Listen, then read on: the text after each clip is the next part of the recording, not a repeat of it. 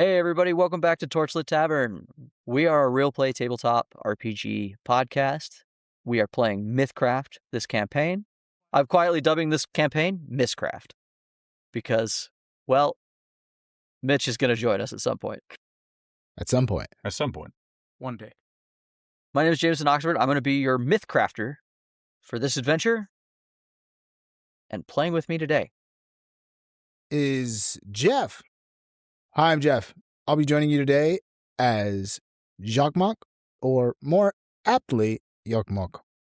I can't wait to play. Playing with me today is... I'm Jason, and I'm going to play Bront Headfirst. Can't wait to get started. Hi, I'm Katie Mischief, and I play Ervin P. Salamanderious. And I'm Ian. I'm playing Zarian Blackmore. And lastly, I am Ryan, back again, this time playing Renzo Coy. And this is Misscraft. Misscraft.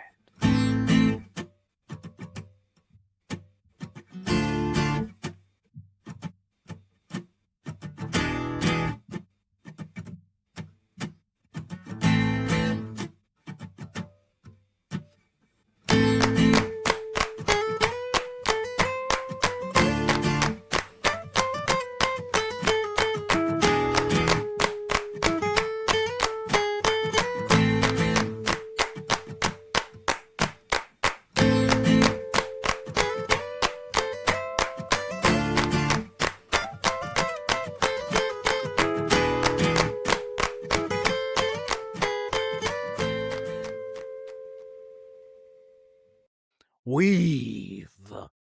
Craft the myth. Drop us in media res, Daddy-O.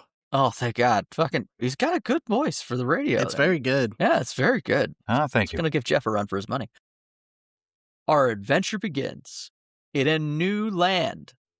Of the land of fuck me. I love it. The land of fuck me? Yeah.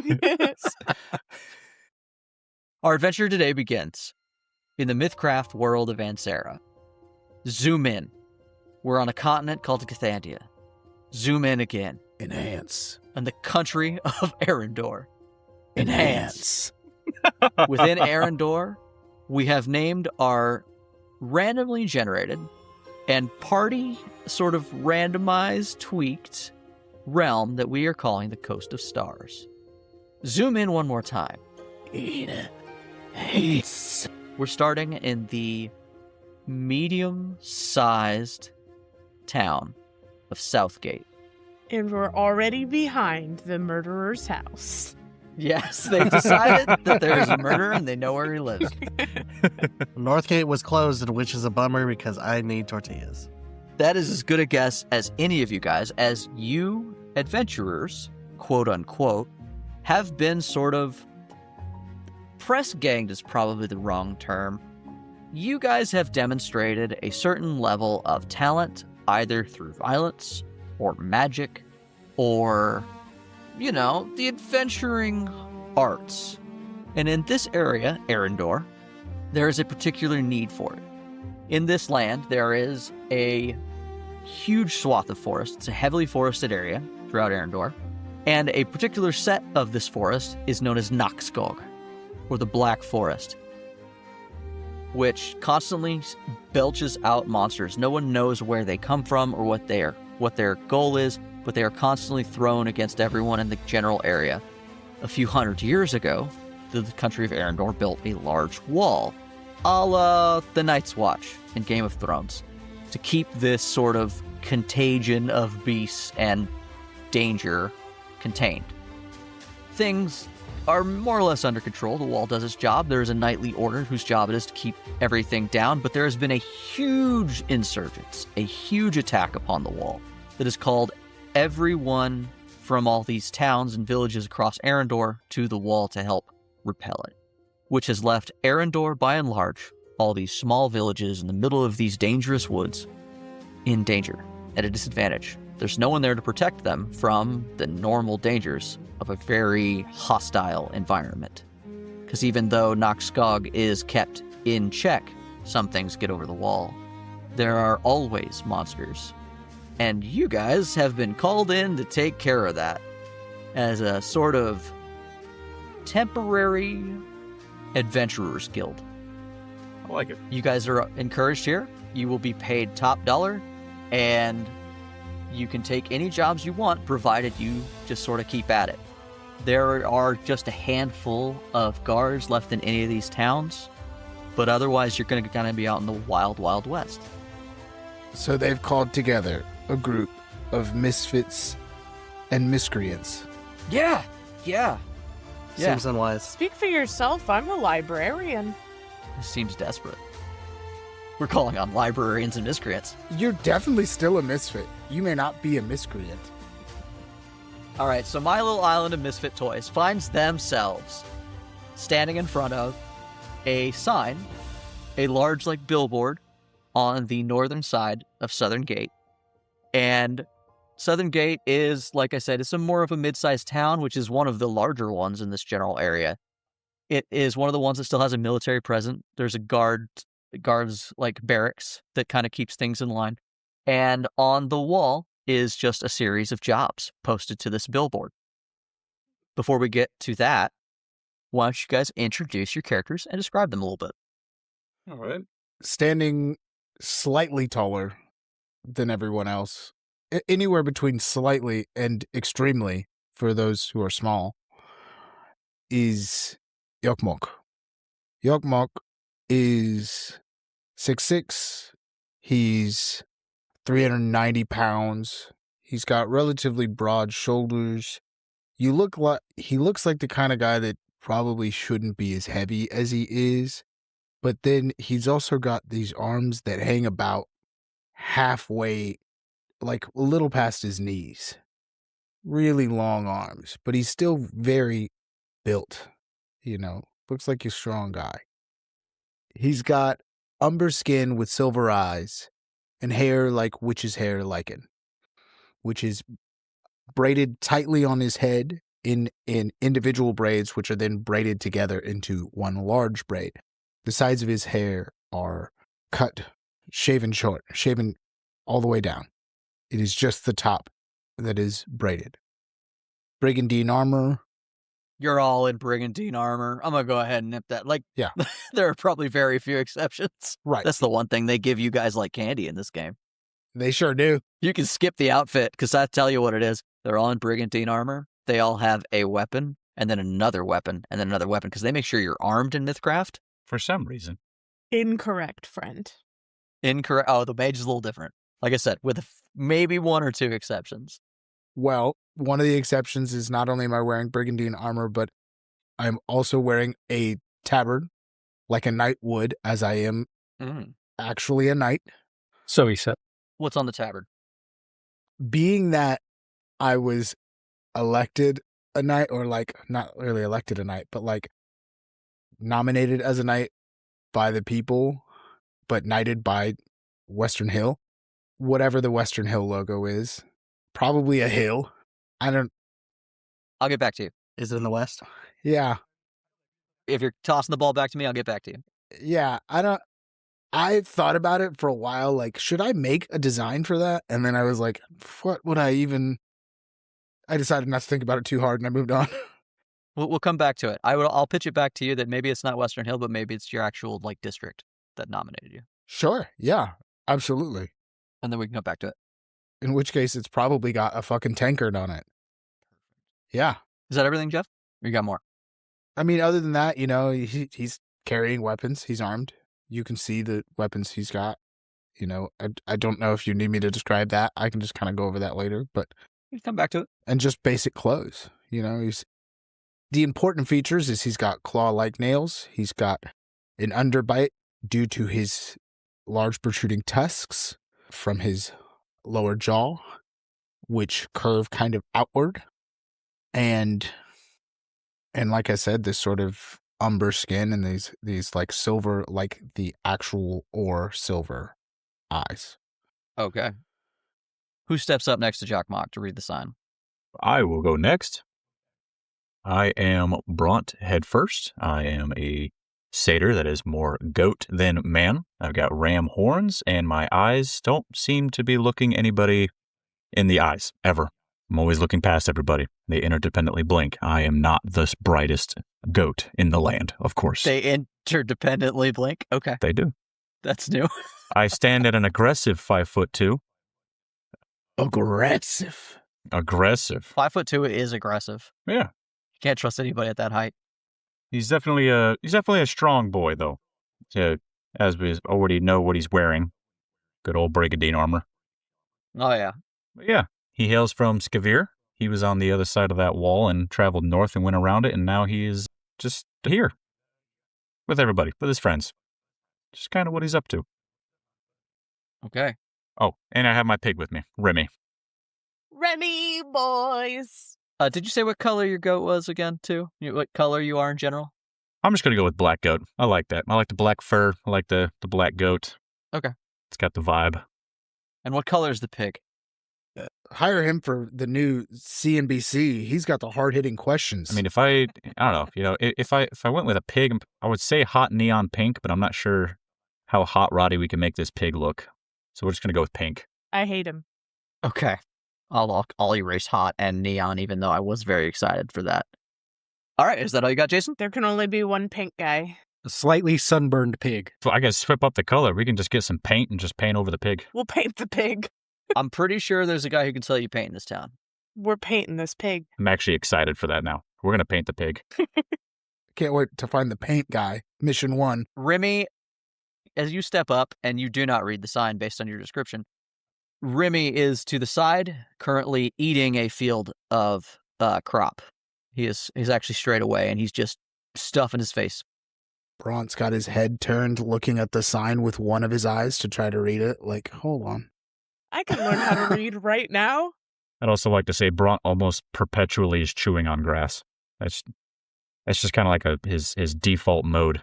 Just regular grass? I'll just pick some up. I mean, do you see goats eating other things on a regular basis? Everything. Actually. Yeah. As a matter of fact, yeah. Goats will eat anything. Exactly. Yeah, a lot of things. Yeah.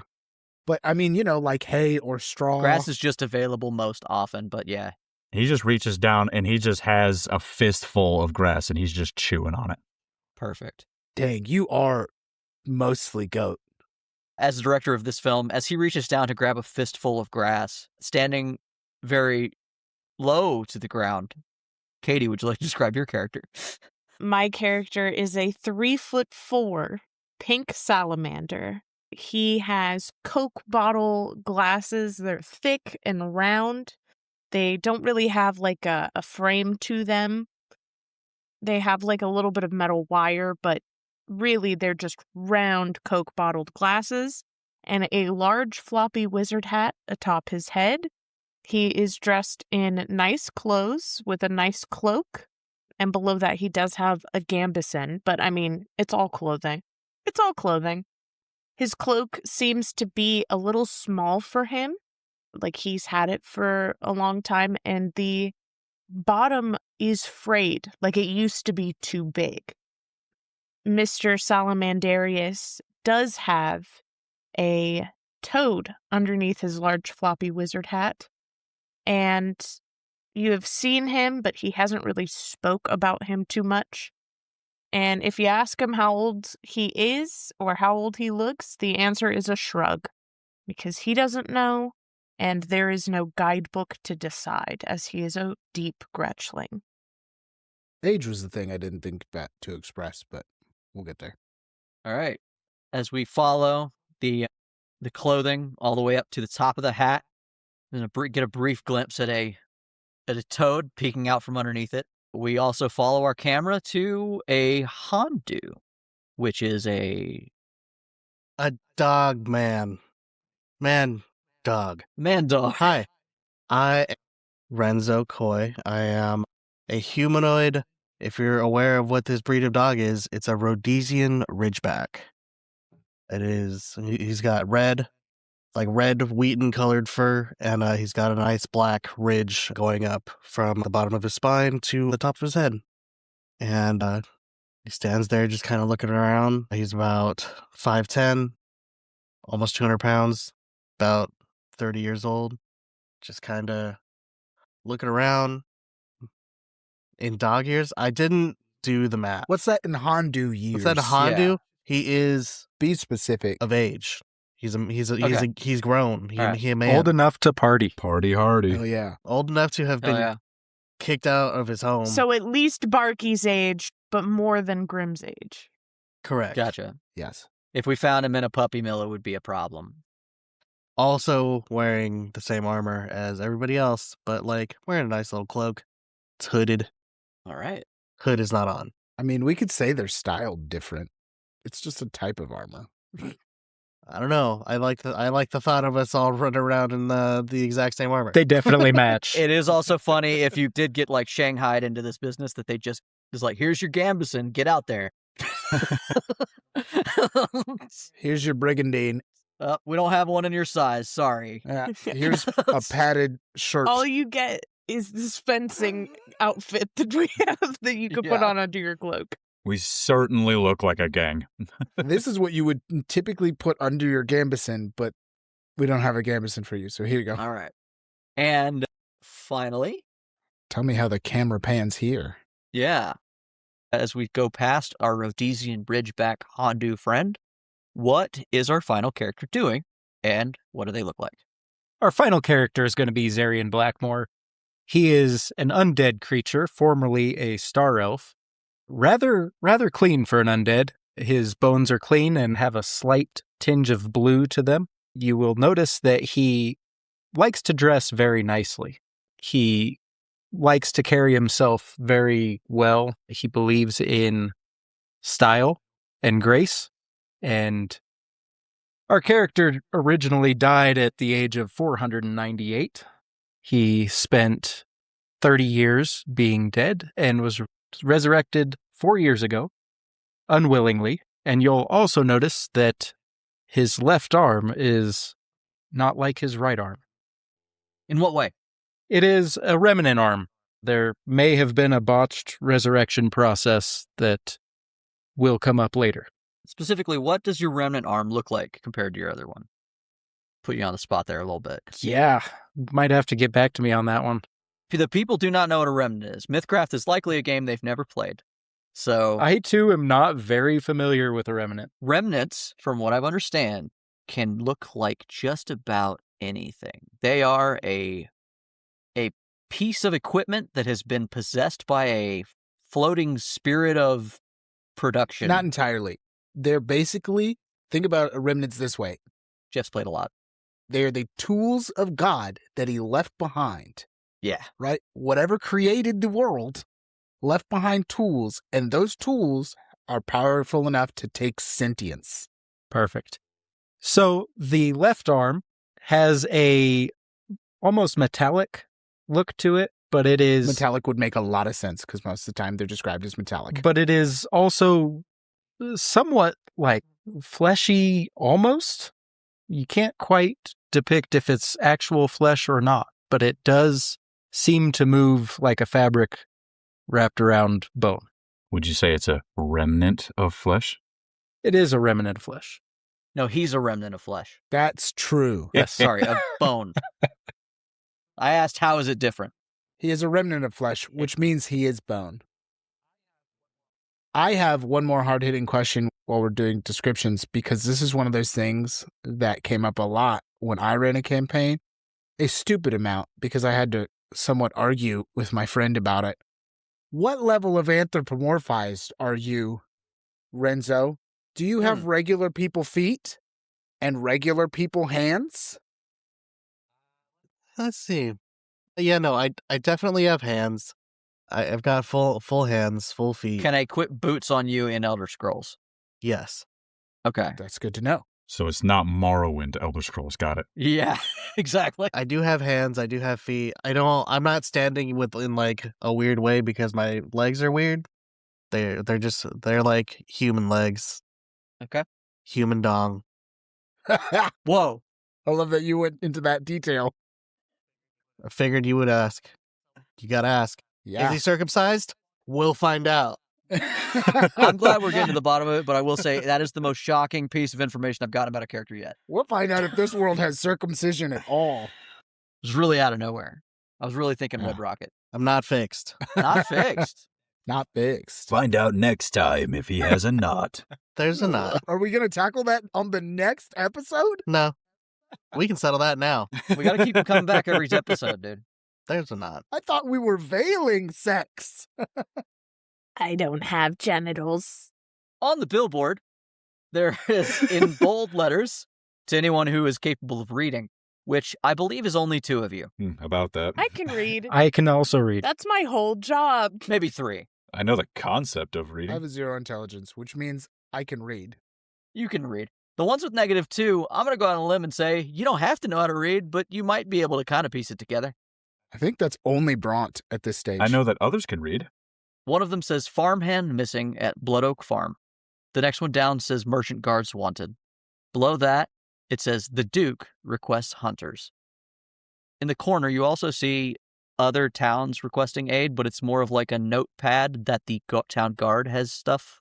Like, you'd have to leave the town to go look into these, but they are requesting aid from the neighboring towns. But they're not front and center for this billboard. Right. I look down. Let's Uh, immediately leave the city that Jay put us in. Yeah. We're going straight for that spooky place. Anybody remember what it's called off the top of your dome? Shadowcott. Oh, that one, nothing. There'll be nothing there. It'll be an empty black void, which would make it even wilder when I actually write anything for that. But I will tell you that I didn't think about the town you guys started in till last night. So if you left this town, that would be fine. Good for you, bud. That would be A-OK. He's just saying that. You heard him, boys and girls. Explore the town in explicit detail. In depth, yes. Oh, right. I want dialogue from everybody. I made some random NPCs. Let's go. We've got a map. I'm going to start pinging these buildings, and I need you to tell me who lives there. Oh, fuck, man. What's the family history? How many generations back? We're knocking on doors, motherfucker. How many times am I allowed to reuse the name Billy Bob? Only 4. So Okay. No. He needs to do it like 16 times, and we're going to really get nervous. All right. This random map generator says the population is 670. Let's go. How many doppelgangers do we come across? hey, 4 down, 666 left. All right. So I'm going to say this going forward and to keep us all on track because we're all very funny people and I love that. I'm going to encourage you guys to stay in character and talk in character as much as possible, if not more than you speak out of character. Unless you need clarification or are speaking to your GM, I'm going to encourage you guys to try to do the in-character thing for this because there's a bunch of you, especially if Mitch comes back. I think it'll help move things along faster. Yeah, I love that. I think that's a lot of fun. So, with that in mind, what do you guys do? I'll go back to where I was. Yep. I look down at the group of people here with me, and I go, greetings. If somehow you don't remember, I am Yokmok. I know we're all familiar with each other, but I think that it would be a good idea to stick together, as it appears that some of you are not as equipped for the world. And I look pointedly at the skeleton and the salamander. I'll have you know I've spent over 500 years on this earth. What? Yakmok kind of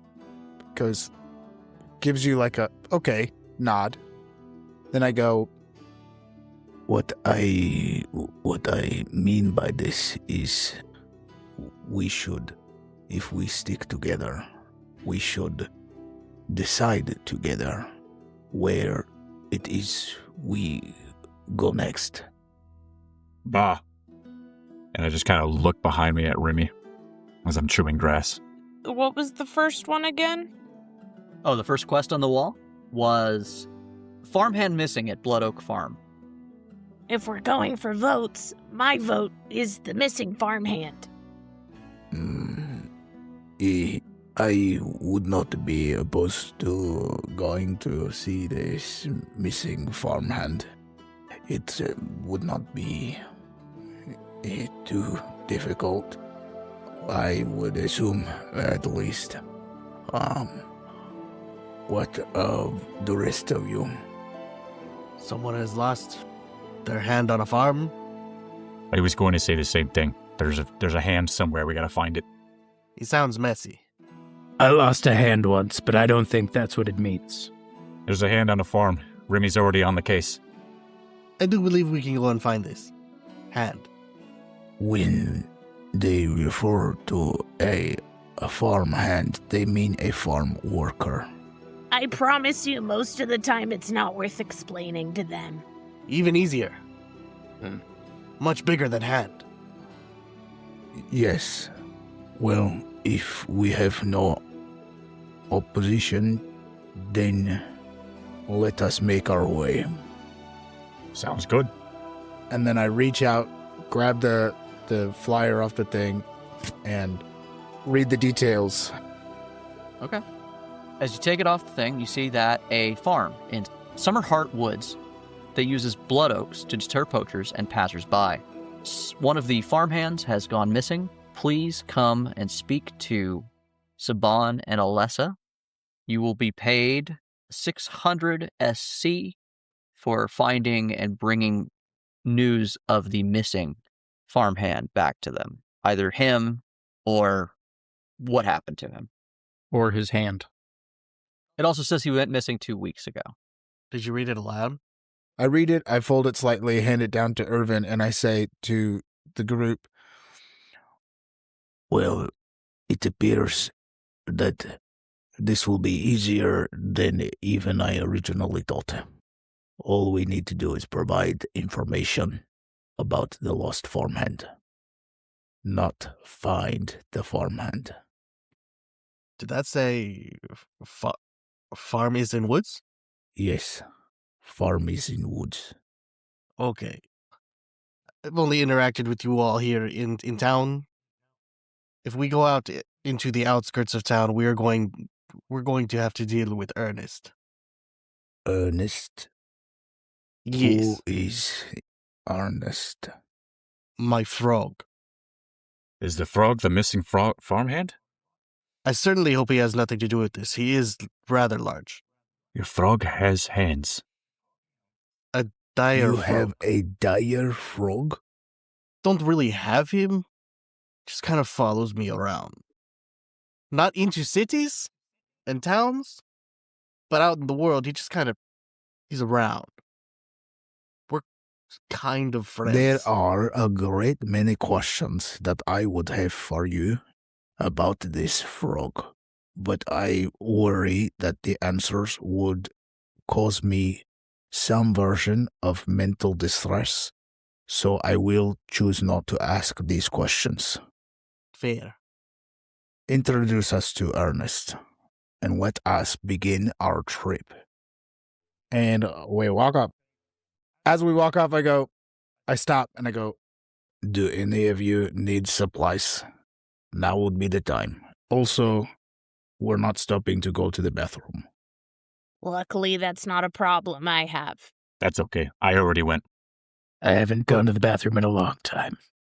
I look at you, my eyes narrow, and I say, and do you miss it? Sometimes. Most of the time. Strange. Yeah, I miss it.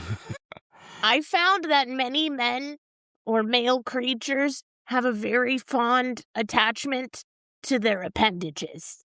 You hear a stream, and I am using the billboard. The one that we just took the thing off of? Yes. I need you to make a luck roll. I assume that's for the man pissing on the thing. First roll, first roll, first roll. Oh, it's definitely Ryan. Yeah, no, absolutely. I'm going to need Renzo to make that luck roll. First roll, first roll. So what do I roll? All right, so Mythcraft. First roll of the game, a luck roll. How apt. The way the game works is typically I, as the MC or Mythcrafter, ask you guys to make checks, just like Dungeons & Dragons, if people have been watching that for a long time, but I'll assume nobody's played a TTRPG before.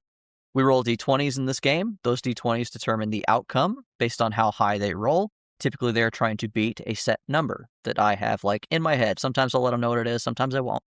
I'm asking him to roll a check that is based on one of his stats, one of the ability scores that every character has. Luck is sort of an odd one because it's very ephemeral, and typically, when I tell them to roll an ability check, they can then, if they have a skill of some kind, ask me if they could use that skill instead. That skill has to come from, like, luck. It has to be a luck skill. From the ability. Yeah, from the ability. Luck only has, like, 2, so if he has them, he can say, hey, can I use fortuity or scavenging? I'm going to say no to scavenging, but fortuity would be a yes. Do you have any points in fortuity? I do not. All right, then roll a luck check. Unfortunate. That would be a 6 plus 1. Yeah, that ain't enough. So as you are peeing on the town billboard. Yes, if I pee on the billboard, then no other Hondu will come and try to take our jobs, yes? I thought he was going to say kidney stone. I was going to feel so bad for him. I just shake my head. As you moisten the billboard, you hear, "Oi! Oi! And from up the road comes stomping a town guard. A town guard in a very shiny helmet and breastplate. You guys have been here for about a week, I think we decided, going in, that you guys have had enough time to kind of settle in. Yeah. And you know that this is Stephen, the captain of the guard, newly promoted. He arrived here maybe a day ahead of you guys, from what you've gathered. He's recently taken things over, and he is very strict. I stick my long arm out and stop him mid-motion before he gets too far. Do not touch. Oi, Steven! I wave. And I look over at him. Is Stephen a relatively tall man? Stephen is tall, not like he's not the tallest specimen, but he is well built. I'd probably put him at about 6 foot. Okay. Yeah. He's big. He's not the biggest. I'm not like looking down on him. Nah. I want to know the impression I'm making on him by looking at him. Most notably, even though you are large, he has never shown any sign of intimidation. Wonderful. From anyone you've seen him around. He's been rigid, no nonsense, and so far he seems to be determined to run this town by the book. And he ignores your hand, gently pushes your arm away, and tries to step up to Renzo. As he ignores my hand, I go, Stephen, he is not used to the... Renzo Coy, you have... Hello, Stephen. I cannot say I did not try. Renzo Coy, you have been found guilty. You've been caught, public indecency, urinating on a public outpost, and guard property. I did not know I could not do that. I approach the guard and I just say, Stephen, you'll really have to forgive my friend here. I really hope that we can come to some agreement to maybe go easy on him. Stephen, I am out in the world. I must when I pee, I must pee. I go easy, so no night in the brig, just the 25 SC fine. 20. This is not a negotiation, Renzo. Is he standing rather aggressively? I do think that as long as we could be on our way. Is he standing aggressively? 20 and I'll let you pet me. Let's see. British check. That's a good deal. Oof. Jason, I need Bront to roll me a awareness check, and I'm going to go ahead and ask Renzo to go ahead and roll me a charisma one. All right. So I rolled a 5 minus 1. That's a 4. How'd I do? Pretty good. You would say that Stephen is highly aggressive. You don't have any skills in awareness? Have you seen his eyes? Okay. I won't argue any longer. This goat is not really aware. You have cowed me. 14 minus 1.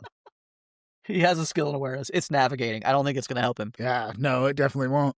You said 14 minus 1? Yeah. 14 minus 1. Stephen sort of de-escalates a little bit, realizes that you guys have never been particularly serious, and he says, no, I will not pet you. nor will I accept less for the fine.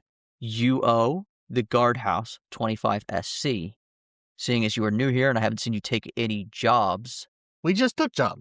I will bill you later. Here, I have it right here anyway. Here. I apologize. I did not know. He takes the 20. You give him all 25? Yeah. Count it out. He takes it. I will give this to Quill. All right. Tell Quill I say hi. Thank you. Thank you, Stephen. Do we know who Quill is? Quill, you know, is a golem, note taker, and lawkeeper at the jail. Oh, so I know him. Sick. We are acquainted. Yeah. He says, I appreciate that, Renzo, but I know you know better. Don't let me catch you with your member out in public again. I do not tilt my forehead forward. You liked it, Stephen. It's wild that he told us his penis, and it is relevant already. I just want to go on record. Yeah. Immediately made it relevant. I told you we needed to know. I guess we did, yeah. We will find out next week. Real quick question. When you did pee on the side, did you lift your leg, or did you just pee like a guy? I lifted my leg. Flopped it out and lifted the leg.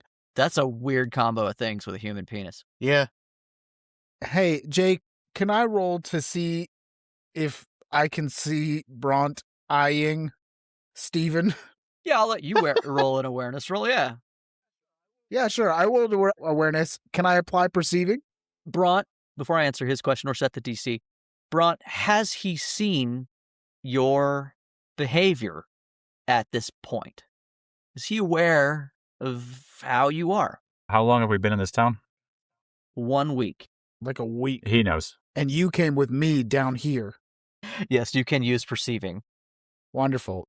That's a Misscraftian 20. Not natural. I crafted it. Misscraftian 20.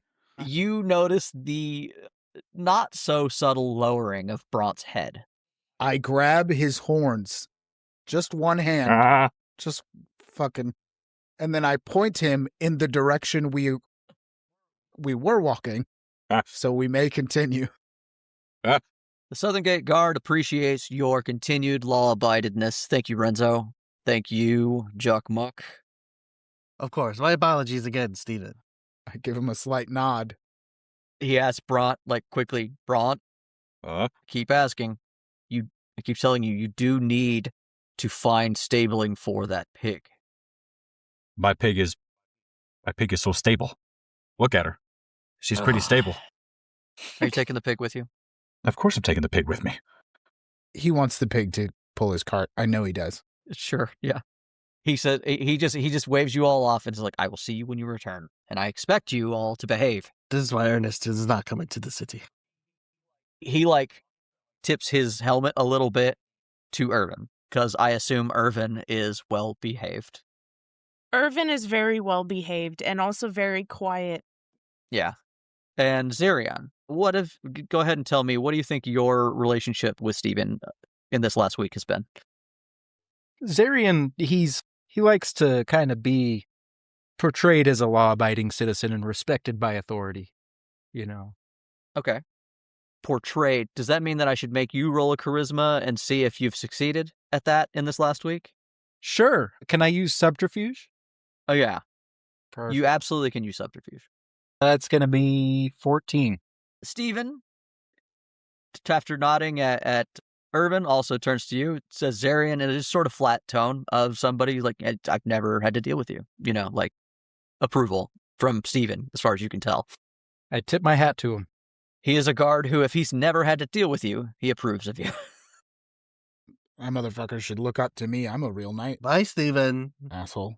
He has definitely shown you a deference, but at the same time, Steven has given you side eye the majority of the time you've been in town. Yeah. In its own way. Racist. Whoa. Do you say that under your breath? Hold on, let me retake it. Racist. Onwards with that. I have nothing against trolls. At least he wasn't eyeballing your junk, eh? Troll king. The whole town was eyeballing your junk. Put it away. No one told them to look. Steven marches off, completing his work for the day with you for now, but he doesn't seem to go far. You see that he goes and makes his rounds just like a block away. He starts taking a slow march through town. Bye, Steven. He does not respond. So, Let us be away. let us be away. All right. What does everybody do with that? As we walk away, I just kind of like look back at Steven and just scream. Ah! Bleat? You bleat at him? Yeah, at least once. Fantastic. I gotta say, I'm a big fan of your bleat, bro. Yeah, it was pretty good right now. It's very good both times.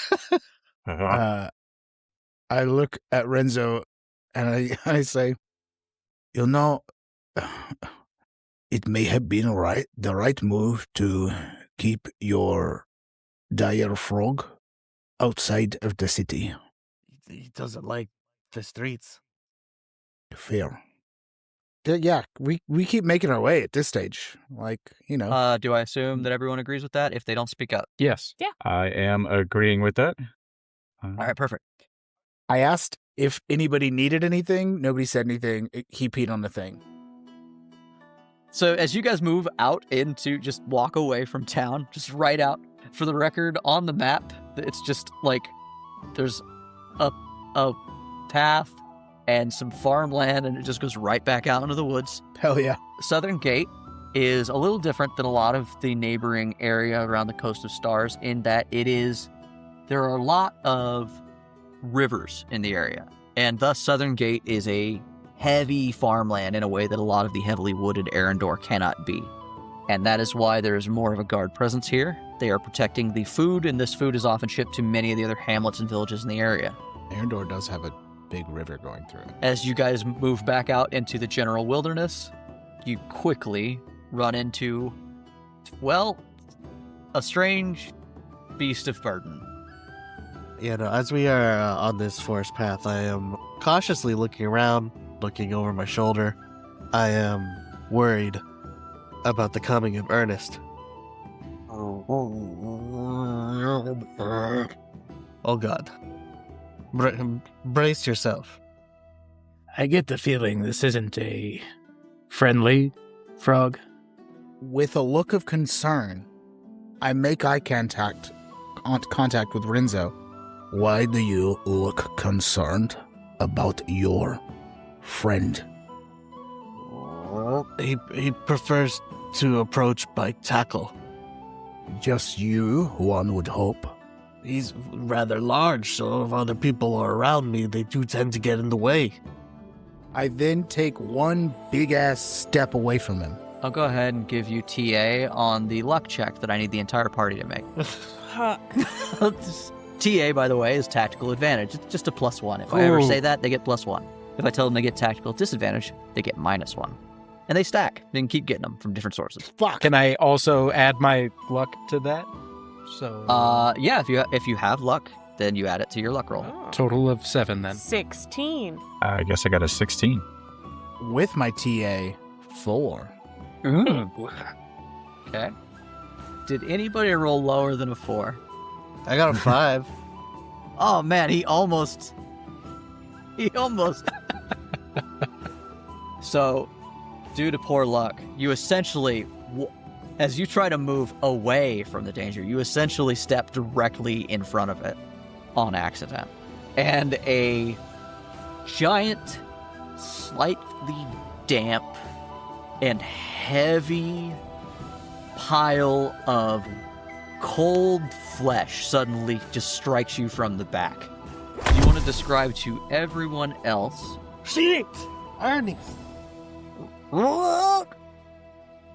He as he crushes Jockmulk to the ground.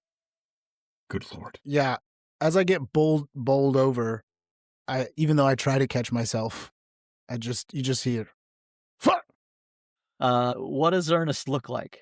Yes, Ernest is your standard red-eyed tree frog, but 50 times the size. That's a whole lot of frog. Only 50? Those are really small frogs. Yeah, 50 actually doesn't do it. Just probably more like 500. Probably 500. Yes. Yeah. Maybe, I don't know. It's he's a red-eyed tree frog, but also he could swallow you. Yeah.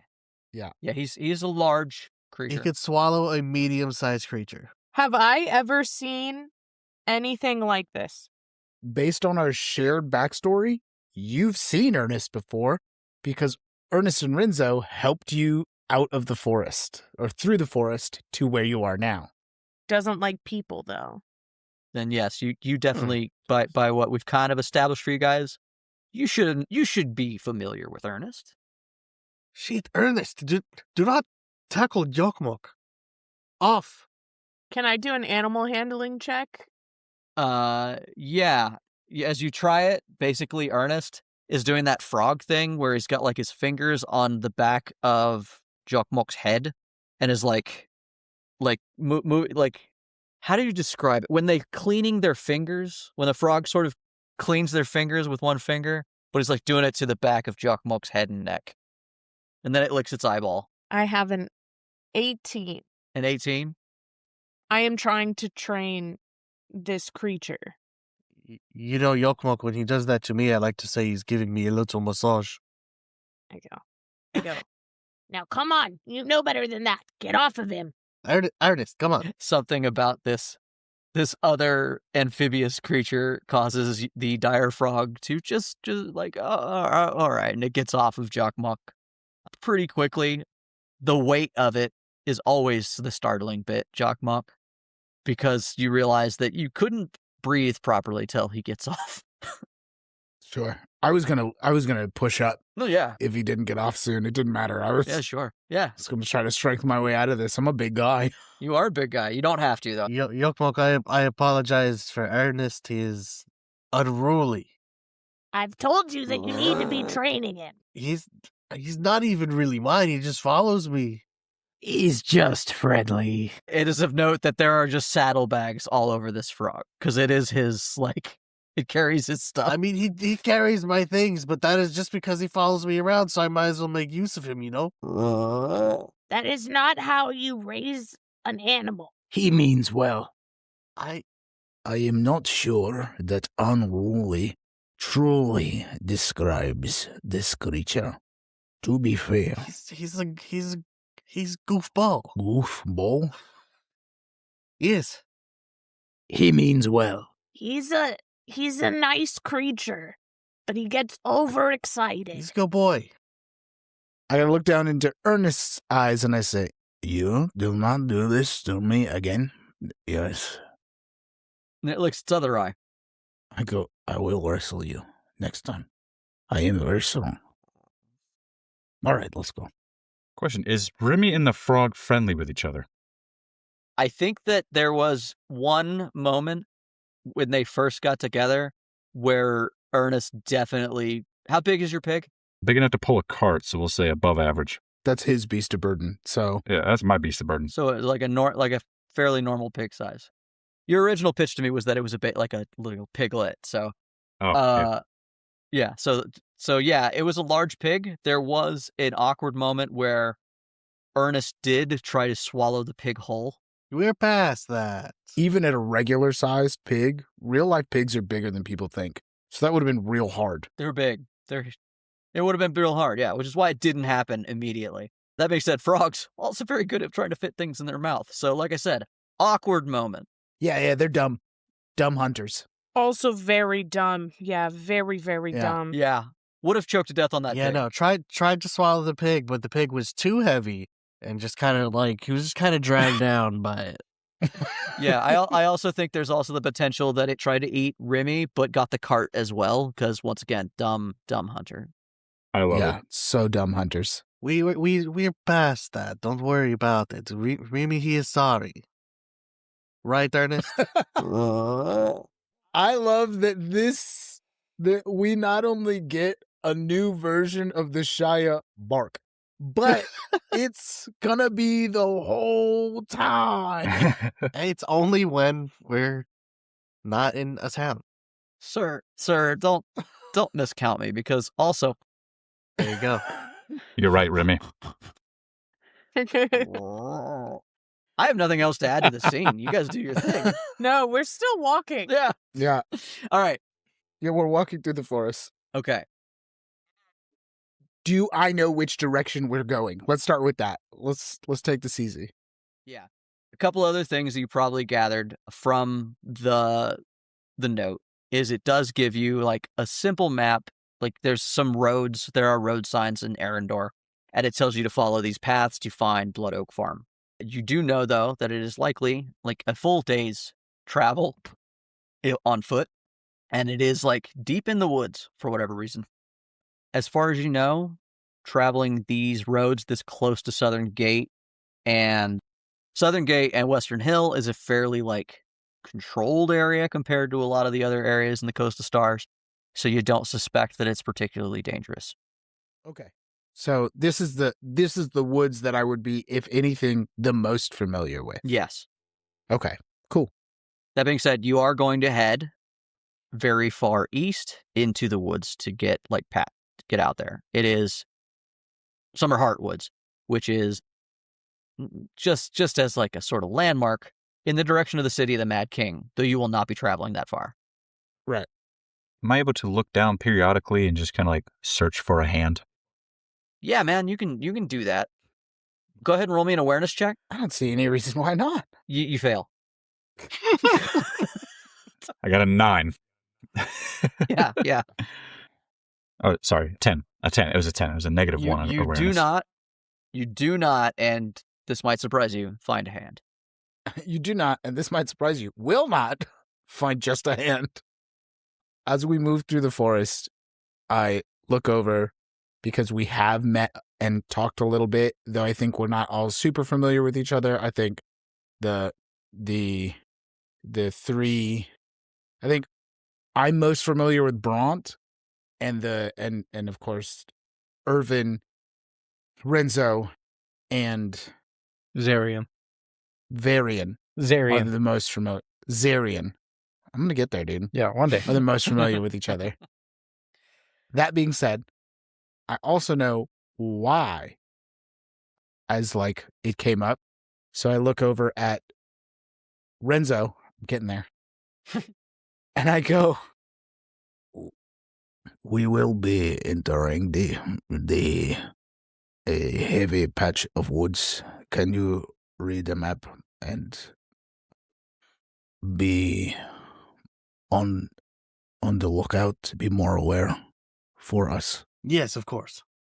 And I reached down to Ervin, who I'd originally given the paper to so that he could read it, and kind of like give up the paper motion. Yes, absolutely. Do you plan on giving it back? In a moment. Okay. I take the paper and I sniff it, Jay. Fuck yeah. I already love his style. What do you want to gain from that? I want to gain the scent of the person that posted it. Okay. Roll me an awareness check. I would like to use tracking and keen nose. Okay, what's keen nose? Keen nose. It's all in the fucking name. I can kind of like from context clues guess, but I'd love to hear specifically. +4 to awareness checks that rely on my sense of smell. All right, fair enough. Got the ye old sniffer. We got a bloodhound here. I'm also going to be using tracking, so it should be a He already said he was a Rhodesian Ridgeback. Okay. a +7 in total. Racist. Would that be considered racist? Okay, fine.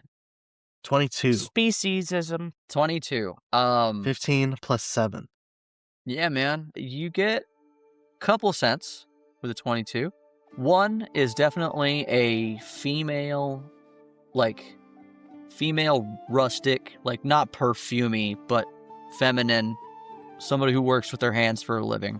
And then the other one is most certainly Steven. no Quill. Ah, Smells like a little bit like the golem that you know of as Quill, sort of a clay smell, and also the smell of your own urine. Yes. No, I ripped it off before he peed on it. Unless he's peed on it multiple times. It's splashes, man. It's if he's got the sense of smell, he can smell something from 2 weeks ago. This was posted. Then there's no way that there's not a little urine smell in there. You all smell a little bit like his urine, as far as he's concerned. Unfortunate. I feel like I perpetually smell like urine sometimes. You all smell amazing, by the way. Hey, please tell me you're not enough goat to piss on yourself. Because as somebody who knows enough about goats, You want to roll that awareness check? I'm so happy that in the first episode, we're going to really ask the hard-hitting and very important character questions. He's very goat-like. I'm going to follow the scent of the woman. Yeah. As Renzo smells that piece of paper, I just go, I miss the smell of things. I could... Nah, I can't. I'm not very good at that. I was going to say I could try and describe it for you, but I'm not... I do not have a way with words. Oh, no. It's fine. Continue. Honestly, it's pretty good that you can't smell because they always smell like piss. Between the vague instructions and the general roads that they tell you and his sense of smell, it is not hard for you guys to get there. My question is, do you try to do it all in one night or do you take it easy? Because if you get there at this stage, you'll basically arrive at nightfall. Would you like to take your time? Would you like to camp? Would you like to just, hoof it out and get there early? listen, my guy, I've got sprinting as a skill. If I need to, I'll run. Like, I don't give a fuck. Sure. What are the rest of them going to do? I got that sprinting, athletics, and applied force, baby. Let's fucking go. Applied force will not help you here. Not with that attitude. I've got sprinting and distance running. Let's go. Hell yeah. I'd prefer to get there tonight so we have a comfier place to sleep. But I don't mind if you guys want to camp, because I understand that we do have the animals, and the more time I can spend with them, the better I can bond with them and train them. I see no reason to take our time. It would appear to me the quicker that we get there, the better. I can't sleep anyways. Bah. Well, then we know who's automatically on watch every night. I say it like it's a joke, like kind of elbowing, because that's how we've been doing it. Yeah. I look at Zarian and I go, do you do this often? Are you normally referencing the things that you miss? I want to prepare myself for the future of this experience. I'll try to keep it to a minimum. I got this. You have to understand, this is all very new to him. He's going through the stages of grief. Which stage of grief is he in? Depression. What's the next stage of grief he will get to? Well, hopefully he'll move from depression forward instead of backwards, because before he was definitely in denial. I'm hoping that he gets through to anger and then maybe acceptance, but it's gonna take some time.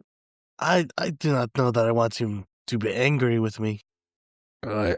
I feel very weird to say this, but I've never been more excited for someone to be angry. And I continue walking on. Yeah, we're still just walking. Yeah, nothing has stopped. We've decided we're not stopping. We're going. Casual pace, not hurrying. We're going to get there at the end of the day. That's fine. Yeah, we're going. All right, like I said, this particular area, not particularly dangerous. I'm not going to make any rolls for this one. We're going to get right into it. You guys find yourself at the edge of Blood Oak Farm. And as you guys move up, you find that there is a thick hedge of these very dense, thorny, viney bushes. Looks like they've been put there on purpose and in a sort of wall just outside of this farm. There is a sign that says Blood Oak Farm, kind of like you'd see like a cattle ranch, and a gate, but the gate is shut and locked, and the hedges have grown like in front of it. Like they've grown very rapidly, and they've basically covered the front door, the front gate. Oh, goodness. So you say this place is pretty unkept? Yes, it would appear so. Okay. Guys, give me a second. I'm gonna try to take a closer look. It would appear that the farmhand has been very useful for maintaining their gate And in his absence, it has overgrown. I'm not so sure. And I'm going to use an Arcana check to see if this growth seems natural to me. All right. I got a 25. Okay. Damn. It's my whole thing. It's her whole thing. You want to know what was the question specifically? I'm taking a look to see if the hedges are overgrown naturally or by some sort of magical means. So please give me some space. I'm also sniffing the air. That's how I'm so good at it. Yeah, because you are a Gretchling, and a Gretchling, for the listener, is a little salamander guy, but most notably, they're known for eating magic. They have a weird relationship with it, which is to say it is their food, and they have different ways of interacting with that. Hers is particularly. The deep Gretchlings they make their own magic in which they eat. What was it that we decided for you? I can eat ambient magic like Okay. a lot of other Gretchlings can, but instead of being focused on like cursed items or poison type magic, because bright Gretchlings, they turn the ambient magic into poison in their body if they so choose. A deep Gretchling can absorb magic from the air, but requires more magic. This is my interpretation because it is not very Little vague. Yeah, it's vague. And I think it's intentionally vague.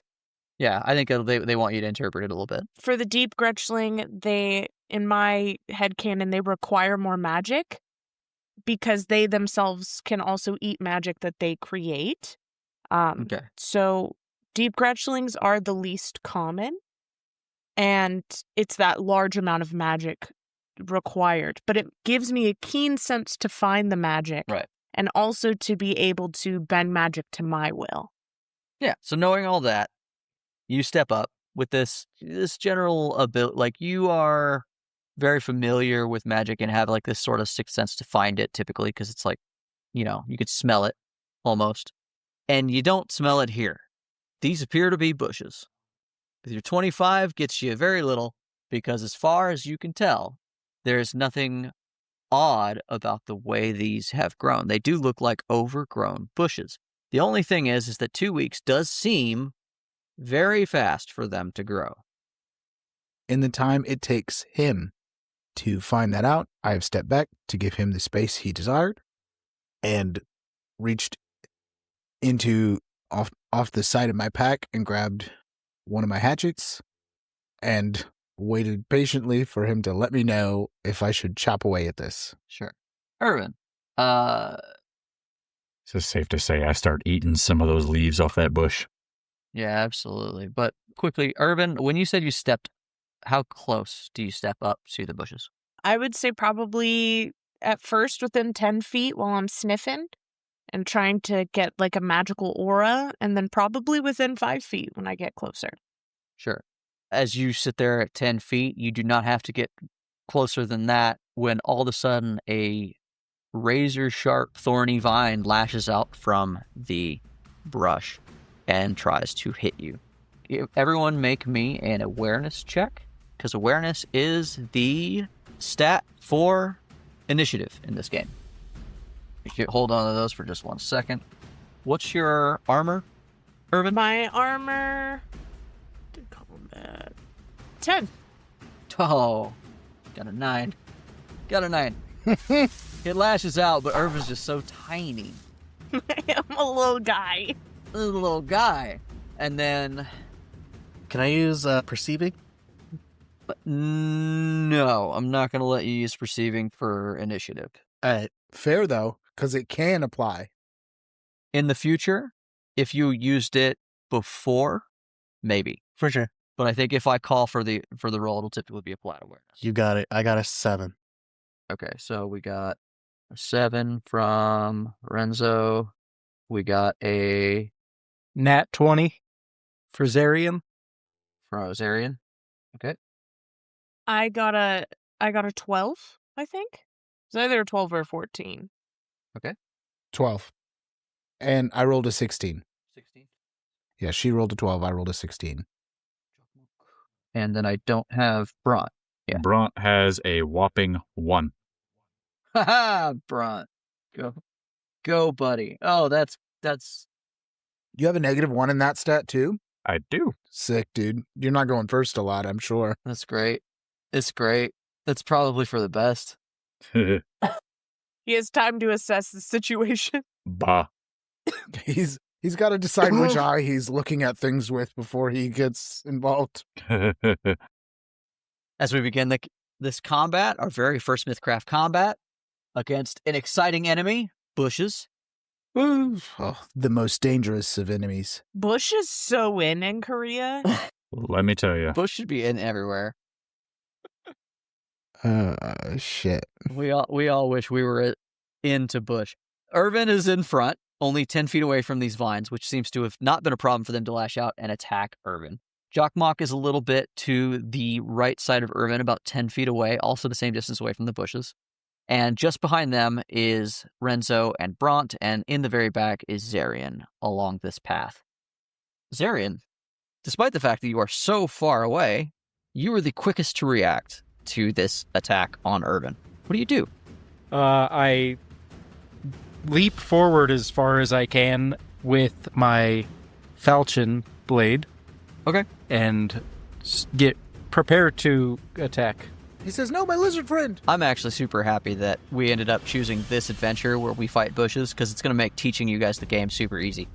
The way the game works is you guys all have action points based on kind of your character builds. Most of you should only have 3 unless you put a bunch of points into the coordination stat. Okay. So for 3 action points, you have several actions you can take, the most basic one being a move. So if you use the move action, you move your move speed. What is your move speed? Let's see. Base move speed is 20, so I can almost guarantee it's that. Yes, likely. I don't know where to... It's 20. The problem is that he is a star elf, Oh. correct? Yeah. Yeah, base speed is on your lineage. Then your base speed's 20. Because it's based on his original race, even though he's an undead, he called himself a star elf, his base speed is 20. There you go. All right, Zarian, you can move 4 squares with a move action. That's 1 action point that allows you to have 2 left. Any unspent action points at the end of your turn will become reaction AP, which you can only hold so much of. But on your next turn, they do roll over a little bit, so you can start your next turn with more if you end your turn here. Or you can try to make an attack. Typically, the lowest APC cost for any attack is 2. Mm-hmm. So hopefully you have enough AP to do a weapon strike. So I leap forward right in front of my little buddy, Ervin, and draw my falchion blade and make an attack. Okay. 16 plus... 16. That hits.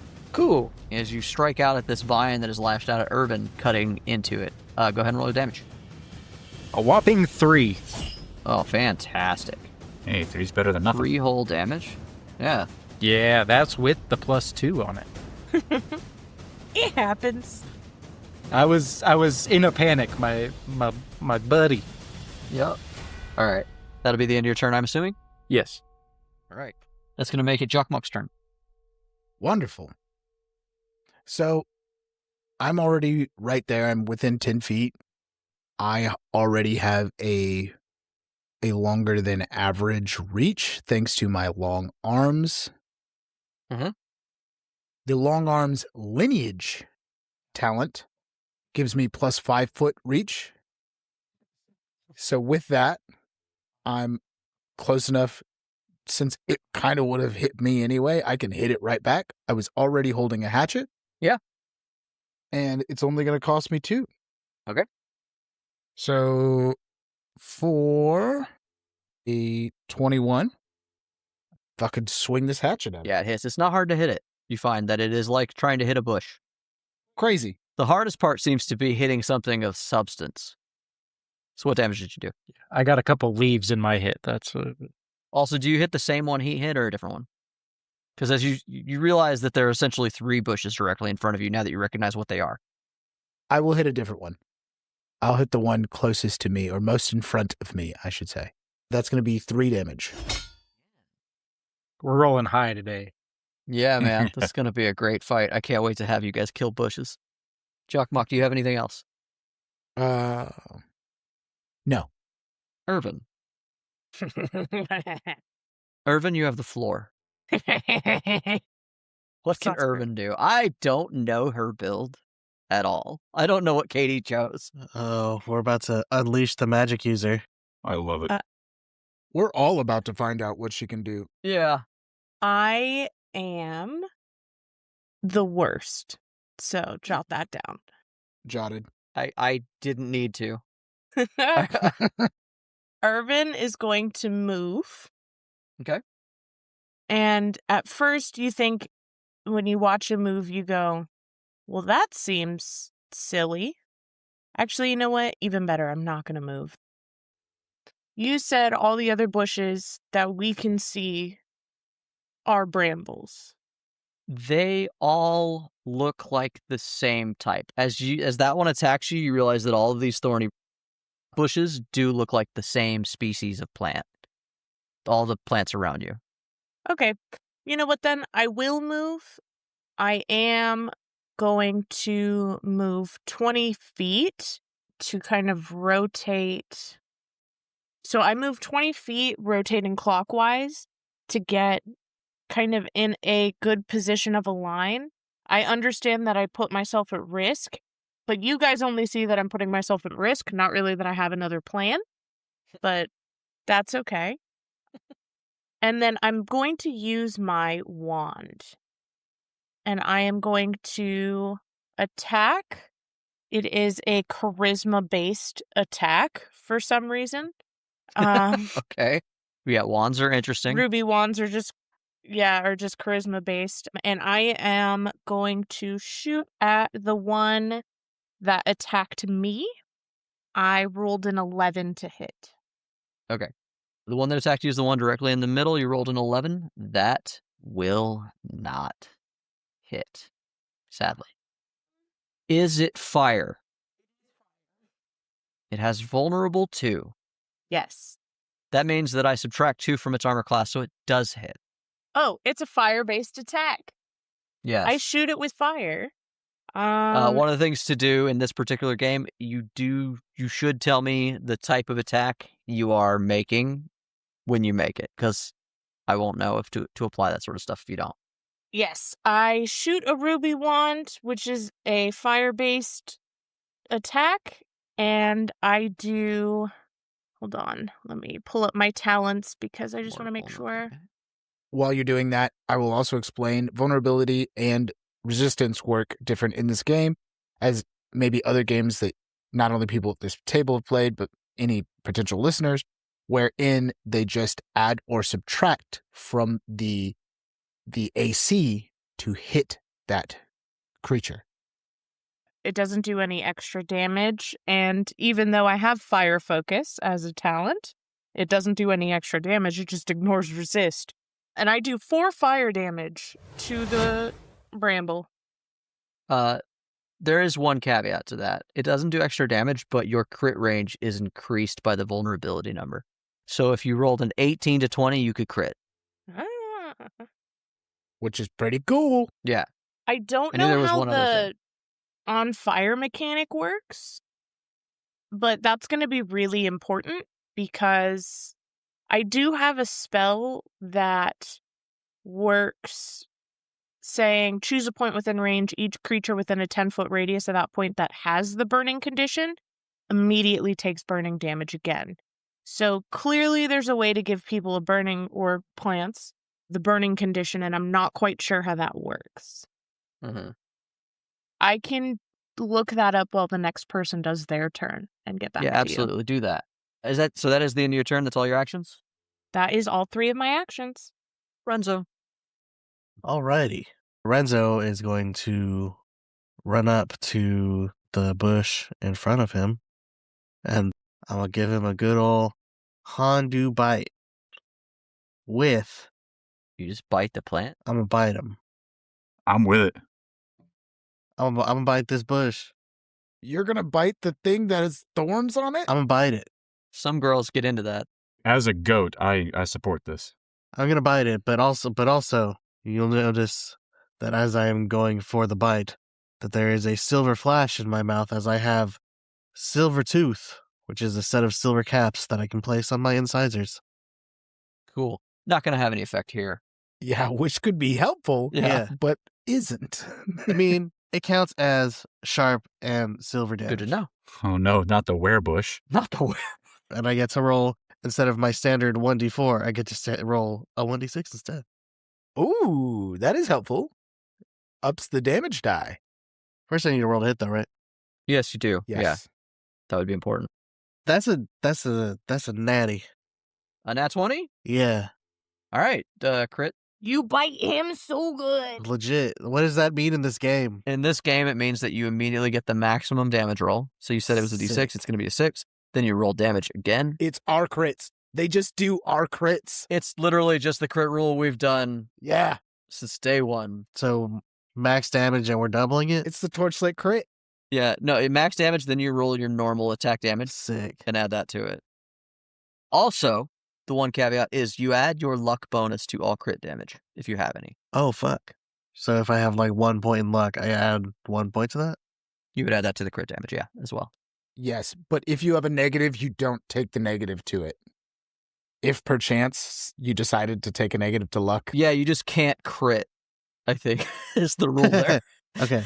So I got a 6 plus 4 plus 2 plus 1. So 13 damage? Okay, which plant was this again? The middle bush. Jesus. That's 13, you said?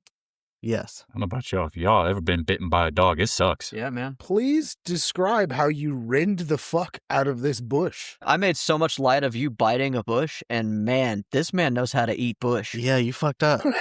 You fucked up. Your man ran in there and he gave him a good old chomp and then just shook the shit out of him. Jesus. Yeah, real dog style. As someone with 3 dogs, yeah, that'll do it. Yeah, no, the leaves are falling off of this thing in rapid succession. It's becoming just a ghost of a plant. That being said, it is still fighting back. You can feel it trying to tug away from you in your mouth. You can feel kind of like the thorns get jabbed into your gums and stuff. But that's going to be the end of your turn. Brunt. You know what's funny, Brunt? You rolled a 1, and they rolled a 2. But they subtract 1. So I'm going to let you go ahead and go ahead of some bushes. They rolled the same thing. Yes, they did. He rolled a 1 minus or 2 minus 1 as well. Yeah. Yeah, they're on the same page. Yeah, give it to the player. It sucks, but hey, it's all right. Let's see. Bront tilts his head forward, kicks that left foot a few times in that dirt, and just charges at that far left bush. The one that that our little homie, axolotl homie, lit up with the wand earlier. This feels like another poorly thought out attack, but the last time I commented, I was wrong. So go ahead and roll an attack roll. Shows what you know. Yeah, right? We're going to hit that ram button. Hit the ram button, bro. Nat 20 on roll 20. Fuck yeah, dude. Fucking- Talk shit, get hit. yeah, dude. Yeah, man. If anybody, nobody could see my face just now, but my eyes just sort of rolled back into my head for a second there. And I was very surprised. So yeah, same rules for the crit. You get a maximum die roll immediately, and then you roll the die again. All right. So let's see. What's your damage die for your headbutt? It is a 1d8, so we got the d8 going on. You start with an 8, and then you roll another 8, and then you add whatever your bonuses are. And that's a 4. So let's see, that's 8 plus 4. That's somewhere between 1 and 87. It is somewhere between 1 and 87.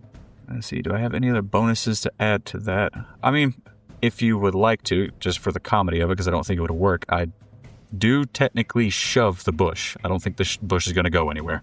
Seeing as this bush is sort of built into a, gate, is the way I've described it, I'm going to go with the bush does not, in fact, go anywhere. But what was that damage total again? 12? 12. Do you add strength to your You should, headbutt? most likely. According to the RAM feature, it actually does not say to add strength to it. I assume it would be. Okay. Now, Crazy. curiously, You said this is attached to a gate, right? Yes. I am a strong boy and everything. I'm curious. Do I go through the gate? With a crit.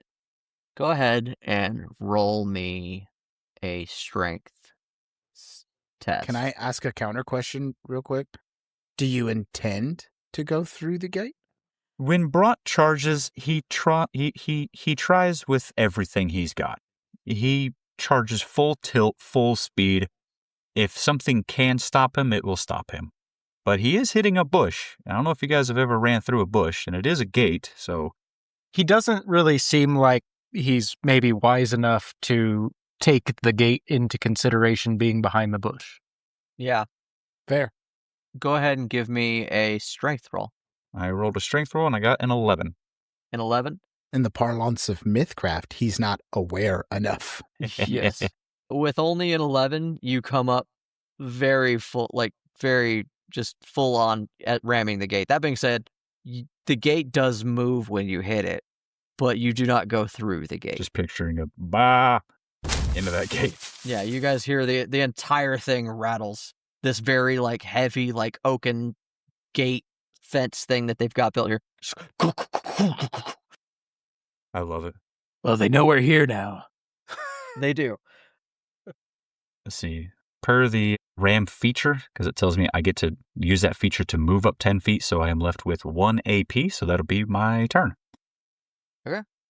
Okay, so I've done some research on the burning condition, and almost nothing triggers it except for crits with fire spells and fire weapons, I believe. Although it doesn't specifically say that, but if any fire spell, it says in the notes, if you crit with this spell, you inflict the condition burning. Okay. So you didn't crit, right? I did not, so he is not burning. Okay. All right. So that makes it the Blood Oak's turn.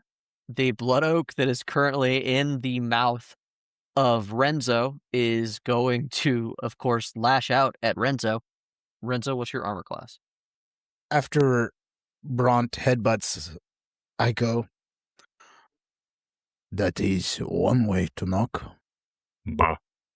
Renzo has an armor class of 12. You're not going to believe this, but despite the fact that he has this bush in his mouth, apparently he's got all the good lash arms in his mouth because they both miss. Fuck yeah. After 2 attempts. Suck, Bush. suck it, Bush. The one on the left is going to go ahead and take a shot at Bront, who is also just horns locked into this bush. Bront's essentially in this bush. I think I'm actually going to give this bush TA. That makes sense. Didn't need it. Bront, you get immediately wrapped up in 2 thorny vines. One of them wraps tightly around your leg. The other one goes right around your throat because I have 2 rolled a critical hit. Wow. Goddamn. Oh, I am the organic lawnmower. Don't worry. Yeah, you better be. Gonna turn that goat mouth on. So you're gonna take, What that goat mouth do? yep, Oh. that's gonna be 4 damage from the one wrapped around your leg. Oh. Sharp damage. You said 4? All right. Yeah, 4 for the first one, and then another 12. Another 12, so woohoo! Yikes. Yeah, the one wrapped around your neck gets tight into your neck. Are you still up? Yep, still up. Got that meat shield, baby. Goddamn. Good thing you're so tough. Oh yeah, your meat pile. You are also slowed until the end of your next turn. Describe that to me. Slowed means your speed is halved. Gotcha. And then last but not least, this third one is going to go ahead. Actually, not last, because as I said, there are others. But I'm going to go ahead and say the third one here is going to go ahead and reach out for Jockmock. Jockmock, what's your armor? 12. 12. Armor rating of 12. That's going to be 2 hits as well. Barely, both times. That's going to make it 6 damage and 8 damage. Okay. His vines also wrap around your big lanky arms. 6 and 8? 6 and 8, yes. Okay, so in total, 6 and 8, and that's sharp. And then, That's 15? 14. yeah. And then Ervin, The bushes around you do not seem as lively as the original 3, but like you said, you did put yourself at some danger, and both bushes on either side of you now are going to go ahead and take 1 shot at you each. And these 2 are going to hit. You are also going to take 8 and 7 damage as vines reach out. Oh, I'm dead. Are you dead? Are you down? Okay. No. No. We'll talk about it. I'm dead. No, I'm at 0. You're at 0? 0, I don't think anything happens to you yet. Let me check. Nothing happens to me yet. That's exactly 0. When you are reduced to 0, you begin dying. So if you end your turn with 0 HP, you gain 1 death point. So in this game, being knocked unconscious is not as instantaneous as Dungeons & Dragons. You are at 0 hit points, which means that you gain 1 death point. If you would take damage and have 0 hit points, you gain 2 death points. Once you have 8 death points, you die. There is nothing in that description that says you immediately go unconscious. So you can continue to fight, you can continue to do things, but anytime you do anything other than catch your breath, you're going to gain another death point. Catching your breath will take you out of the fight because it takes 5 minutes. Yeah, it essentially is you do nothing and you just sort of hold your innards in or whatever has really got you down. You can move while catching your breath? You can move half your speed, I think. Actually, I think you can just move. I think you can move. You can just move. You can just move. Yeah. Since we're mentioning it, I also gained a death point. Oh, did you? All right. No, you don't gain death Ooh. points until the end of your turn. My turn's over. No. It'll be the moment he got to 0, he would get 1, just like you. I went below 0. Yeah. No, if you end your turn with 0 HP, you gain +1 death point. No. But also the moment you go to 0, you get a death point. Yeah. The moment you hit it, you get 1. Yes. And then if you end your turn after that at 0, you get 2. I don't believe it. I'm losing to a bush. I fully believe it. That should hurt. Catch your breath. When you catch your breath, you take 5 minutes of no or very light physical activity if you are at 0 HP when you begin catch your breath. You do not gain death points during that time, and you regain 1 HP at the end of 5 minutes.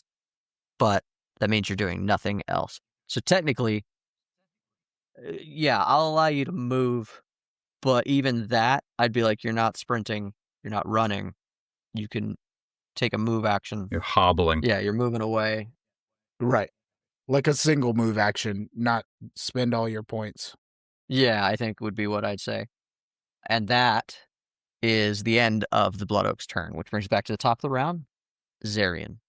Zarian, you watch as what looks like very promising attack from all of you as you all jump on these bushes, and then you watch Braunt suddenly get lashed and strangled. You see Jockmock immediately get hit on both arms, get wrapped up in these vines, and blood starts to pour out from his wrists. And then you watch poor Ervin immediately gets clotheslined by 2 bushes that just catch him from either direction. What do you do? Okay, and which bushes exactly are attacking Ervin? Is it the far left of the 3 and then an additional one that we didn't have? We'll treat this one at the south of them as 1 solid bush and the one above them as 1 solid bush. Like I said, they don't seem as active. Okay. They only got 1 attack as opposed to 2 from the other bushes. But they are still dangerous bushes, so if she's within range, she'd be attacked. Okay, I want to arcane swap with Ervin. Fuck. Arcane swap? Yeah. Choose a creature within range that is no more than 1 size larger or smaller than you. Make a magic attack against that creature's ANT. On a hit, swap places with that creature. On a miss, you do not expend SP, but cannot cast the spell again until the start of your next turn. The spell succeeds automatically if the creature is willing to trade places with you. Your friend Jeff here. In the parlance of Misscraft, ANT stands for anticipation. It is one of your ulterior defenses that are based upon your different stats. You have reflex, fortitude, anticipation, logic, and will, which are all defenses that can be attacked by different things. Thank you. Are you willing to swap places with Zarian? If I see him casting the spell, I will let him do it. But I will be grumbling about it later. I'm just very protective over my little friend. Yeah, I think you're in a position that you could see him. All right, so you 2 swap positions. Go ahead. That's fair. And then Sarian, is that all of your move, or is that just the beginning? No, that is 1 action point. Oh, it's sick. Cool ability. Yeah. Oh, wow. And then I continue using my falchion blade and attack the shrubbery that was attacking Ervin. Okay. 19. I'm treating these as sort of minions. You're not even going to have to roll damage. This one, like, shakes when you hit it.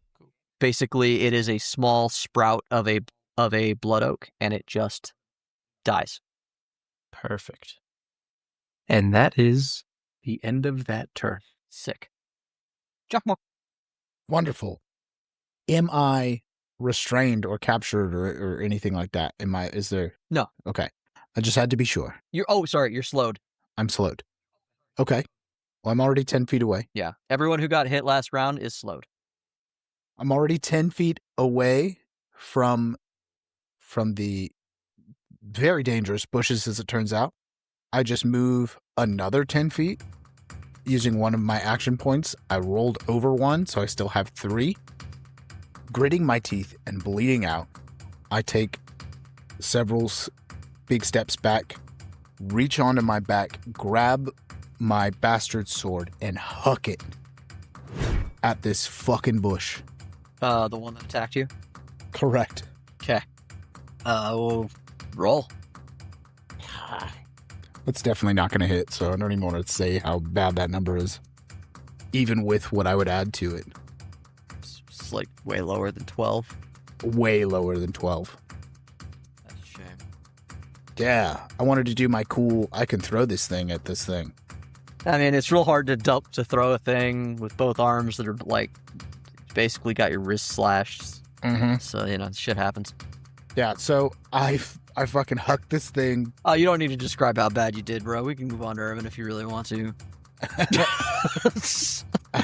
Yeah, fuck it. We don't have to. We don't got to do that to you. It was bad. Not a nat 1, but as close as you can get. Ervin, my little man. What do you do? Ervin's angry. You're not in nearly as much danger as you were. Though, Yeah. well, maybe not. Ervin is gonna cast Beam of Fire. There we go. Beam of fire. Ervin mad. Sure. At which bush? Oh, This is important. What an important question that is. It sure is. 2 of us are attached to 2 different bushes. Don't let me sway your decision, but I just need to know. you're not gonna sway my decision.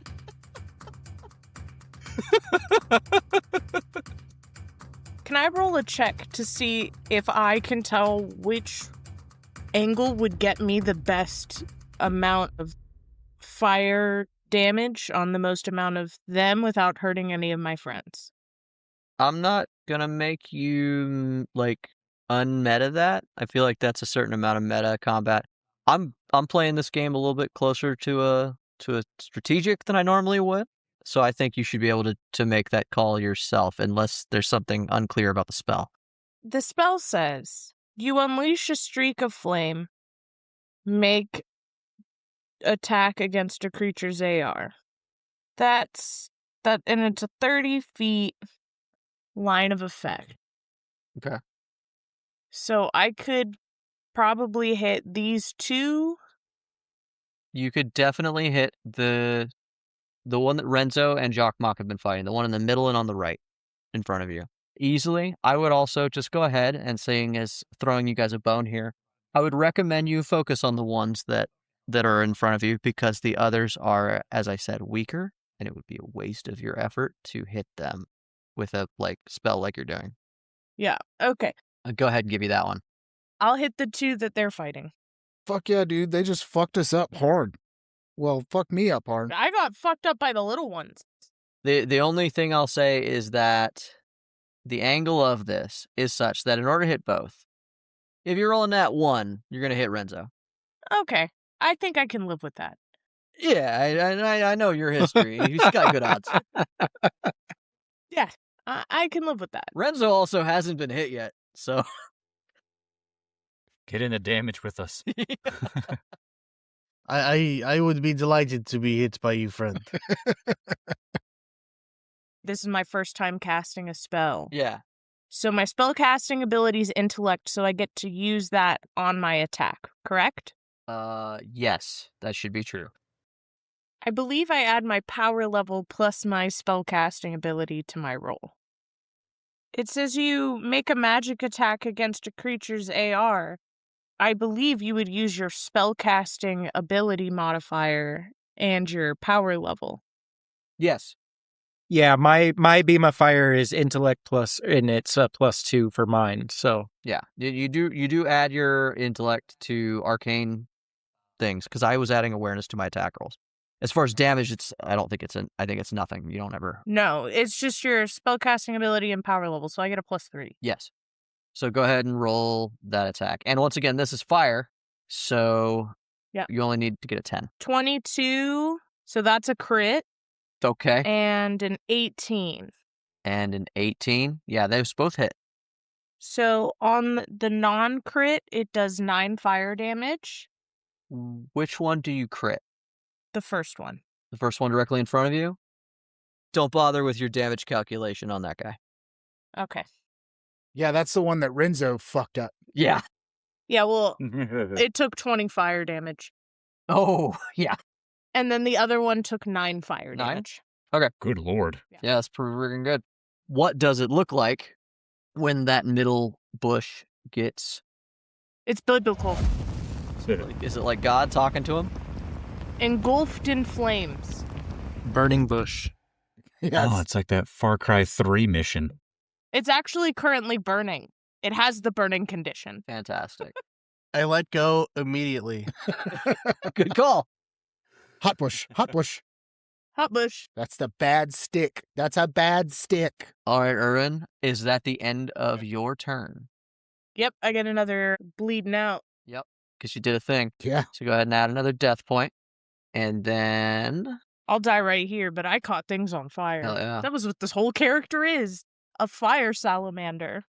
All right, hell yeah. Renzo, as you release this dead creature, this dead plant that hisses and steams, and your very sensitive Hondu nose picks up hints of wood and blood from this thing, go ahead and tell me what you do. Renzo is going to recoil from this burning bush and head to the other bush that has my friend captured within it. Okay. And I'm gonna give him a good old bite. Chomp. Worked so good the last time. Why not? That's another Hondu bite. That is 15. You hit. 15 to hit. All right. And then that is... that is a 3 plus 2 damage. Not nearly as impressive as the last time. Not nearly as good, yes. It's not bad. Hey, you don't always crit, It's true. He's just trying to not bite his friend. Can't always do it. There's been a lot of crits already. Frankly, it's been a surprisingly crit-heavy combat. Even our Mythcrafter got a fucking crit. Got a fucking crit in. Yep. 2 of them. Yeah, I fucking felt it. I didn't even get crit and I felt it. Jesus Christ. Bront, bro, what are you going to do, buddy? What I do best. We're going to get blunt. You said I'm slowed. Am I able to just attempt to break free? Your movement speed is halved. Halved, okay. You technically aren't really grabbed. I've only been doing that as flavor. Okay, so if I'm reading this feature here, it says I may move up to 10 feet and use the shove maneuver. Obviously, I'm not going to use the shove maneuver. So I'm going to go ahead and ram it again. You're just going to move 10 feet back and then ram back into it? You need to move 10 feet to do the ram, as far as I can tell. You attempt to charge and headbutt. Okay. That's the exact writing of it. Yeah. Okay. Yeah. You have to at least move your 10 feet. So I'm going to move the 10 feet. Okay. And ram the bush. The one I'm in. How? How do you move the 10 feet? Describe that for me in a way that makes sense. Well, my full movement speed is 20. Okay. So it's halved, Okay. right? Yeah. So I can move the 10 feet.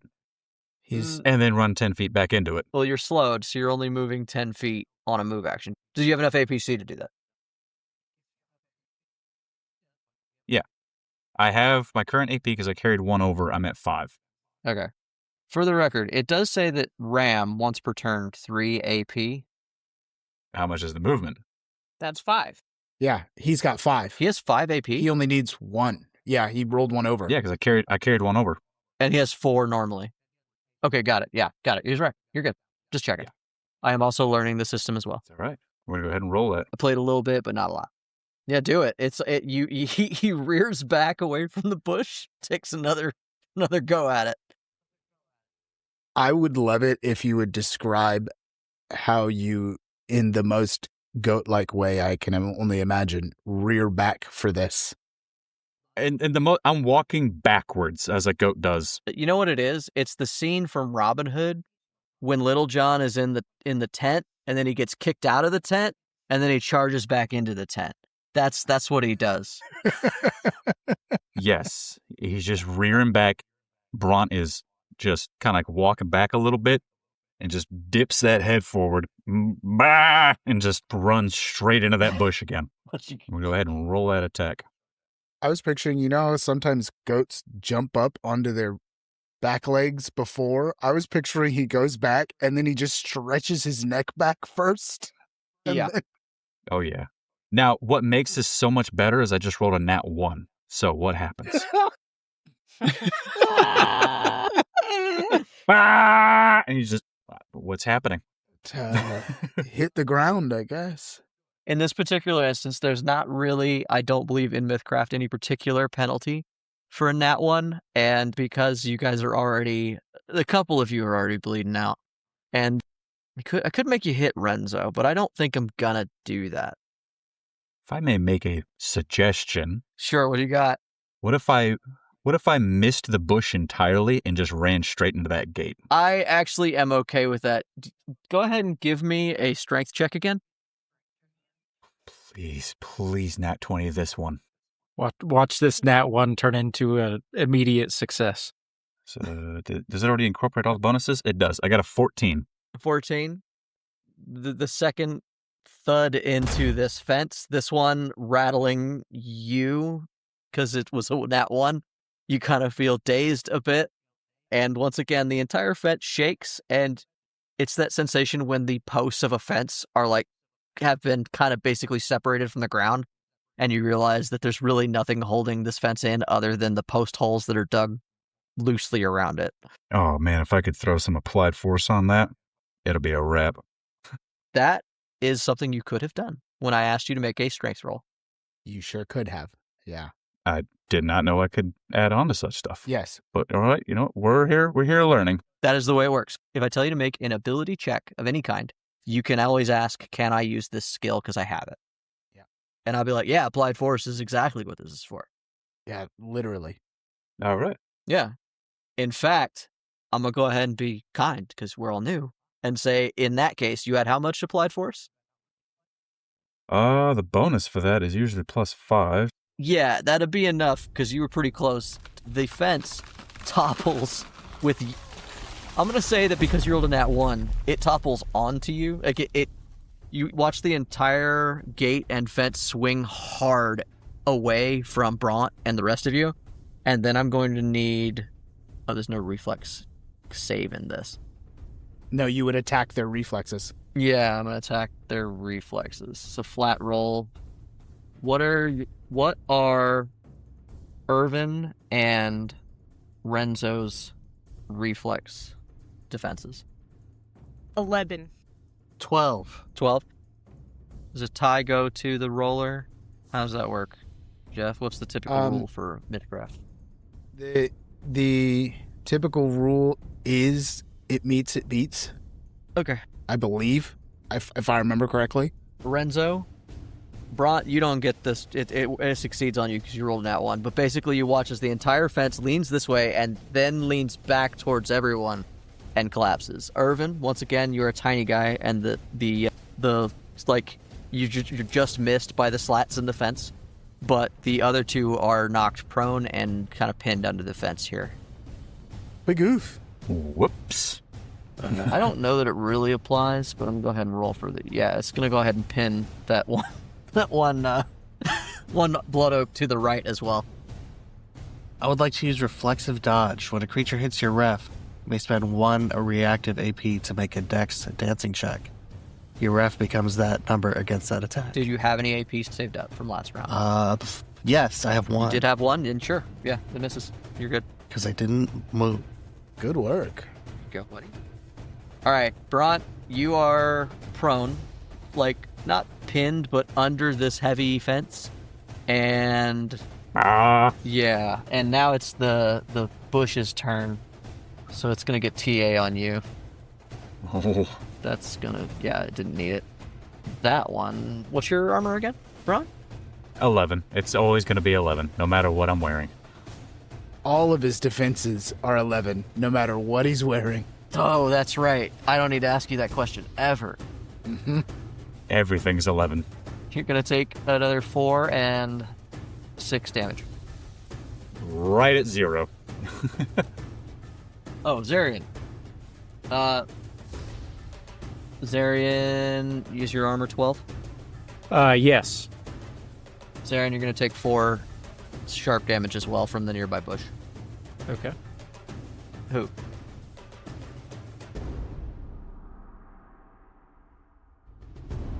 I have one more, but nobody is within range of the one on the right, and nothing happens. Sick. That's going to make it Zarian's turn. Let's go, Zarian. Let's go. So as all this drama unfolds, Zarian just kind of lets out a sigh of disbelief, and he grabs his fire blade and makes an attack against the shrub that attacked him. Wait. What's a fire blade? It is 1d6 plus 2 fire damage. Hell yeah. Where'd you get a fire blade? It's just in the basic weapons. It's not in the magic weapons. Yes. It's in the basic weapons. What? That's amazing. Some horseshit. Hey, Zarian, do me a favor. Describe for me what your fire blade is, because that's canon, and I need to know what that is for my world as I go forward. Apparently we have fucking lightsabers just out the gate here. Yeah, exactly. I mean, to be fair, you can get a wand as a basic weapon too, so I guess. To be fair. Yeah, but that's a wand. I have a wand. Yeah, that's a wand. This is a lightsaber. It's part of the reason I like fighting with him, because So much fire. if he inflicts the burning condition, I can do fan the flames and make all of their burning worse. Yeah. All the time. I think it's a cantrip. I'm sorry that your crit killed the thing. I know you're looking forward to doing that. It's all good. Good news is you'll have plenty of chances to do it. Yeah. Fire's my whole thing. Yeah, so it is a one-handed blade. It's roughly the size of the falchion blade. However, it's on fire. Was it always on Word. fire? I want to ask you a question, because since we're in the world of just doing it for flair, and it could easily be a magic thing, because like I said, wands, but it could be a thing where you like hit a striker and then it just goes. Yeah, it can be anything you want. Like, I'm asking you, what does it look like when you use this fire blade? So the sheath of the sword has a flint striker at the end of it. Fantastic. So as the sword is pulled from the sheath, it lights itself, and then it's extinguished as it goes back into its All right. sheath. Go ahead and roll attack. Sorry I Perfect. held you off that long. I just needed to know things. Ooh, that's... Oh, good. That's not that. It's a 7. Plus... No. Yes, plus I don't think that's going to hit, Ben. Oh, you're right. There's a chance. 9 total? 9 total? Or no, hang on. Yes, 9 total. 9 is not enough. For some reason, it uses intelligence. Oh, wait. Or intellect. It's because it's a caster's weapon. Yes. Which one are you attacking? The one that attacked me. Oh, I'll give you that hit, because as I said, these are kind of like lesser plants. So Yeah. if you hit it at all, it dies. Oh, okay. Especially now that you've lit it on fire. It doesn't like that. I don't know why I keep attacking the little ones. Yeah, that's these little ones here on the side. You are wiping them out. Okay. They are just as dangerous as far as damage output, but Except for they can only attack once. so a little less dangerous. but- I'm bleeding out. Shut up. And then after that, I am going to I need to get within range of that. I'll save that for my next turn. Yeah, just roll over the AP. Yeah, so I have one rolling over to the next turn. If I remember correctly, the fun fact about reactive AP is you roll over half your level plus 1. So Yes. at level 1, it's just 1. Plus 1 is 2. So you can roll over a max of 2. So you can end up doing like twice as much on your second turn if you do nothing, which is counterintuitive. But all right, so Zarian's done. Jukmok, do you do anything? Yeah. And how many points do you I have 2. At the end of this turn, I'll take a third. Because you only get 1 death point for ending your turn, right? Yes. You don't get a death point at all if you choose to catch your breath. Right. But I did do something last turn. So I got hit, got me 1. Yeah. Did something last turn, got me another 1. Yeah. And I'm going to do something again. Because fuck these things. Okay. Brave. Yeah, I'm just going to grab a javelin. Bold of you to take that stance against a bush. Yeah, fuck a bush. I'm going to grab a javelin off my back. Okay. Because I can throw things. You know, it's a wild choice every time I see it. When you describe a bunch of brambles and you don't give it some sort of resistance against. Oh, because they don't make piercing a thing in this game, do they? It's just like it's sharp sharp. damage. Yeah. Okay. Go ahead. Yeah. It's better than the blunt damage I could have done if I threw my Tetsubo. It wouldn't have changed a damn thing. But go ahead. I know, but at least it makes slightly more sense. What'd you get? What'd you roll? I rolled a 14 total. That's a hit. Wonderful. Round 2 on that throwing a thing at a guy. Yeah. Fuck yeah, throw a thing at a guy. And I'm going to do 7 damage. And this will be specifically to because they're fighting everybody's fighting one. I'm worried about this other one. Even though it can't move, I want to kill it. It must die. Is that all you do? 7 damage. Take your death point. And Ervin. Take my death point. Ervin, as our MVP at the moment. Renzo's tried to get a hell of a lead on you, but Ervin looks around and is considering he's pretty hurt, but he decides it's probably for the best that he helps at least once more. And he's going to shoot the ruby wand at the bush in front of him that his friends are fighting. Okay. Because that one's the bigger threat. And I only get a +1 to it, so it's 13 to hit. It is fire. yeah. Yeah, no, that hits. And it does 5 fire damage. 5 fire for that one. We are at... Okay. Yep. Takes that damage, kind of does a little shake, quiver, loses a bunch of leaves, and is at the end of your turn. Mhm. All right, Renzo. Is it still alive? The one that she just hit? Yes. Sorry, I was just realizing there's an ability here that I should have taken advantage of last turn. Shame. We'll see. Let's see. I'm going to pack coordination. I'm just gonna move. I'm gonna flank him a little bit. Bite him again. And I'm gonna bite him again. Okay. You, I don't think you technically flank because you're not far enough around. Do you want to go further? That's fine. Whatever. I move and I bite him again. Okay, go ahead. Roll it. Roll that beautiful bean footage. Hell yeah. So I'm good at this. That is Easy. a 13 to hit. That's a hit. Shit yeah. Careful, he bites. Shit, yeah, you want to. Shit yeah. That's 4 damage. Shit, yeah. Take that. Arr. Get the stick. Bront, I am prone, right, with a gate on top of me? you are prone with a gate on top of you. Yes. You are underneath the bush, prone with a gate on top of you. The bush is like weeping this deep red sap all over you. You're starting to get sticky. Ew. Oh, covered in this sticky goop. Sticky blood-like sap. Ew. There's blood coming from the bush, and it's covering you. Yeah. Like Carrie. Only with goat Let's horns see. and a propensity to headbutt. That was in Carrie. I remember that movie. Yeah, I had to stand up. Let's see. That was scary. So since I'm prone, how would it work with me standing up and making a movement action? You are slowed still? Actually, did it hit you last round? Yes, it did. You are slowed, and I believe standing up from prone. I think it costs an action.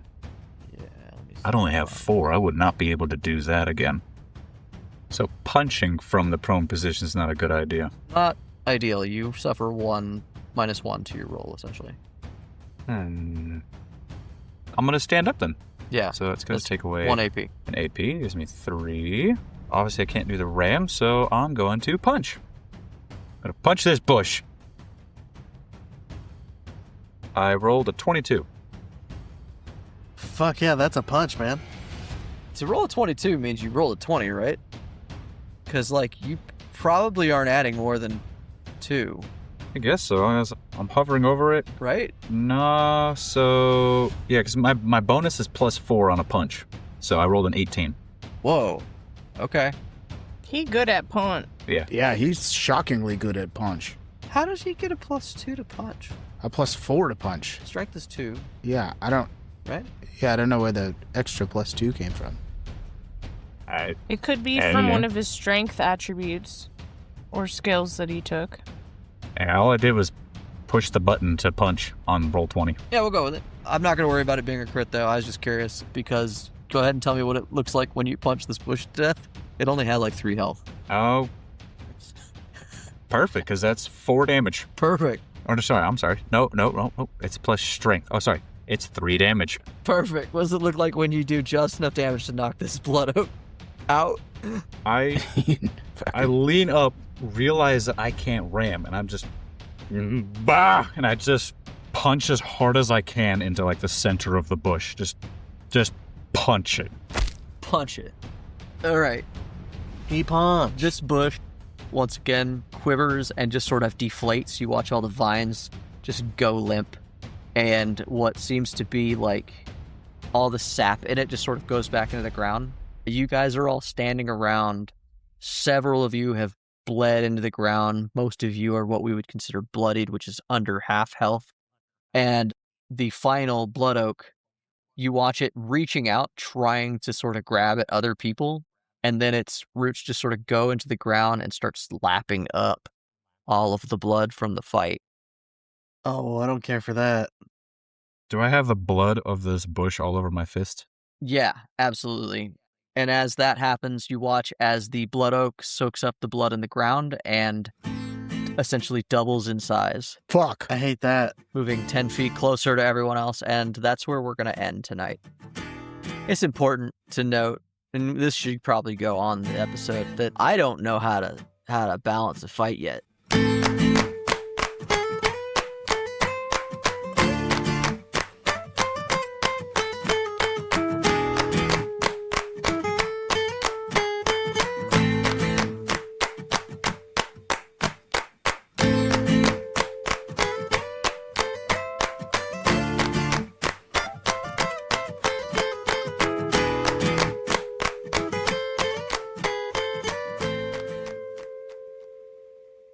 Hey again, Tavern goers.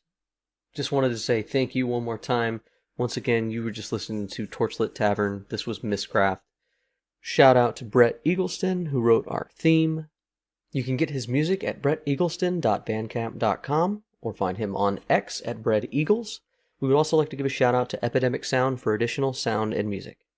Don't forget to find us on Patreon. You can also find us on Facebook and YouTube and X in theory.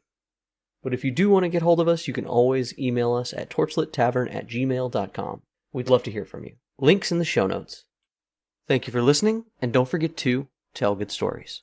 You know my immediate response is going to be, I see it get bigger, so I lick the blood off my fist to see if I get bigger.